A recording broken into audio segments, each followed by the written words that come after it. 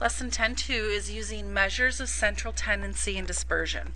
Basically, we're going to look at some statistics of a set of data, but they're called measures of central tendency because they look at the center of the data, but in three different ways. So the first definition we have is the mean, and the mean is also called the average. And we know that when we find the mean of a set of data, we add up all the values in the data. So they're saying the first value, the second value, all the way through the last value, the number that we have. And then we divide by how many values we have. And the way that we denote the mean now is with the symbol X bar. We read this X bar. And then the next numerical data set that we look at, or the central tendency, is the median. And the median is the middle of the values, but we have to first put them in numerical order. And if the data set has an even number of values, the median is the mean of the two middle values, because you can only have one median. So if there's an even number of data, you find the two middles and add them up, divide by 2. And then finally, we have the mode, and the mode is the value that occurs most frequently. So I think it sort of rhymes with it, mode, most. There may be one mode if one number occurs more than any other, no mode if they all occur at the same, or more than one mode. Let's say that we have 2 2s, 2 3s, and then we have a 4, 5, and 6. So 2 and 3 would end up being the modes for that set of data.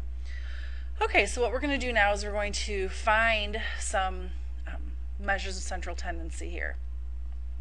The high temperature in degrees Fahrenheit recorded each day for 1 week are listed below. Which measure of central tendency best represents the data? So we're first going to find the mean. And to do that, we're going to add up all the numbers.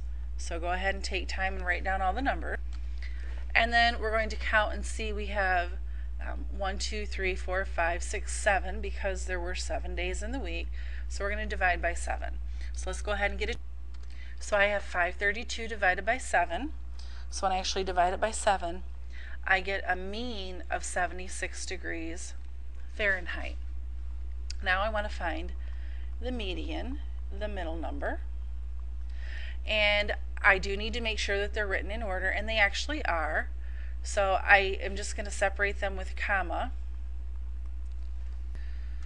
And since there's an odd set of data, I just have to look for the one middle value. Now this is a small enough set of data that you can, take away from each side and find the middle.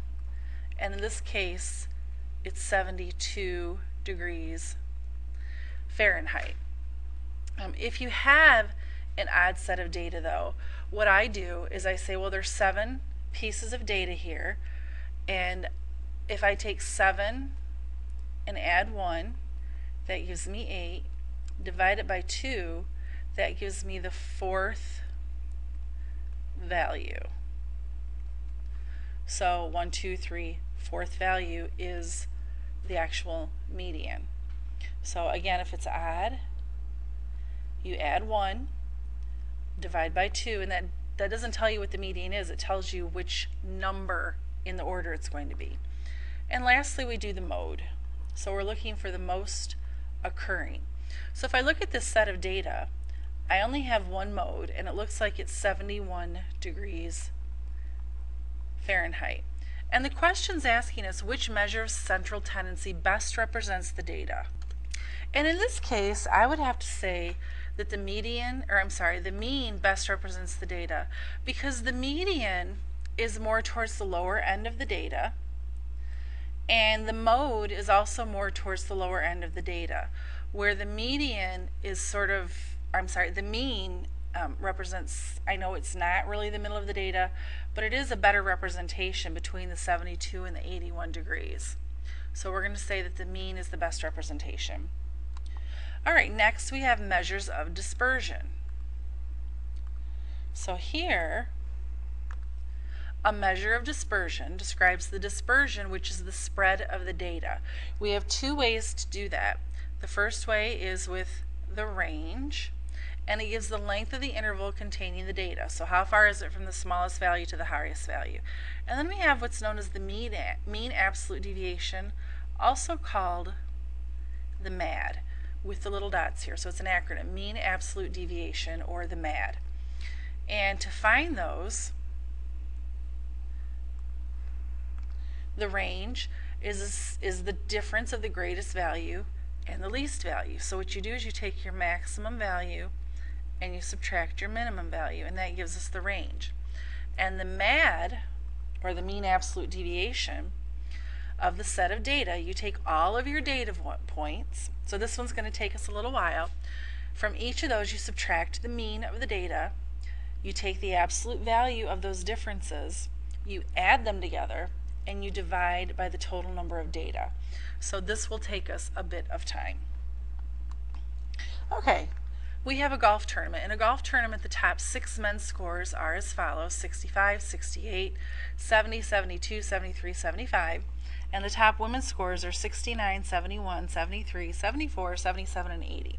They want us to compare the spread of the data for the two sets of scores, first using the range and then the mean absolute deviation.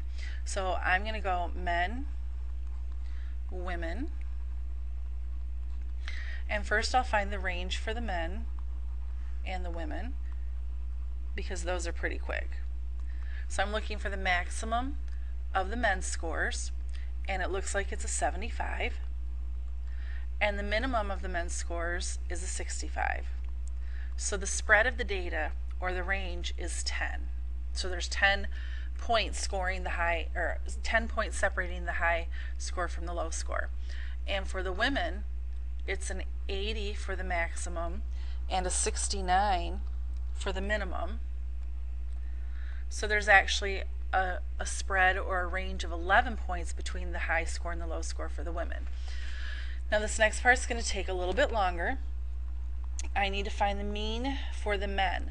So I'm going to add them all up, and then I'm going to divide by the 6, because there's 6 scores. And when I do that, I get a 70.5. So the average score for these 6 golfers, these men, is a 70.5. Now I'm going to do the same thing with the women. So I'll take their 6 score. And when I do this, I find that the women had a higher average score, which is not so good in golf. They had an average score of a 74. Now I need to find the MAD, the mean absolute deviation. So what I've done here is I've taken each of these individual x values, 65, 68, 70, etc., and in each absolute value bracket I've subtracted the mean, so minus 70.5 in each of these. And then the formula says divide it by the total number of pieces of data. So now I'm going to find these particular values in here and see what we get. Alright, and when I do that, notice that I do get some negative answers. If the data value is less than the mean, I'm going to get a negative. But remember, absolute value means we take the positive answer. So this is 5.5, 2.5, a half. The absolute value of 1.5 is still 1.5. This is 2.5, and this is 4.5. Now I'm going to add them up and divide it by 6. So my answer is 2.75, and what this means is on average each one of these men's scores was about 2.75 points away from the mean. So it's the average away from the mean. So again, the average score away from the mean of 70.5 for each of these men is about 2.75. Tomorrow we're going to work on the MAD together for the women. So we will finish up these notes tomorrow in class together by doing the MAD for the women, and then we'll compare them.